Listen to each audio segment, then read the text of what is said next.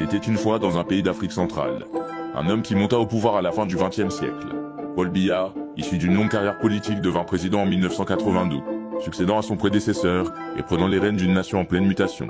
Dès son arrivée, il fit face aux craintes et aux ambitions de ses opposants. La peur de perdre le contrôle le conduisait à consolider son pouvoir, à remodeler les institutions et à gouverner avec une main ferme, parfois critiqué pour sa rigidité.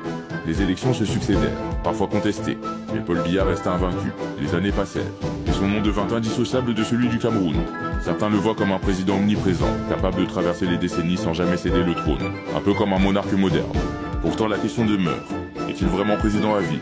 La Constitution et les institutions du pays prévoient un cadre légal pour les mandats. Mais dans la pratique, Paul Biya a su adapter les règles à sa longévité politique. Chaque scrutin, chaque réforme, chaque victoire électorale renforce l'impression qu'il pourrait rester au pouvoir indéfiniment. Et aujourd'hui, à l'aube de 2025, alors que la présidentielle approche, l'histoire continue.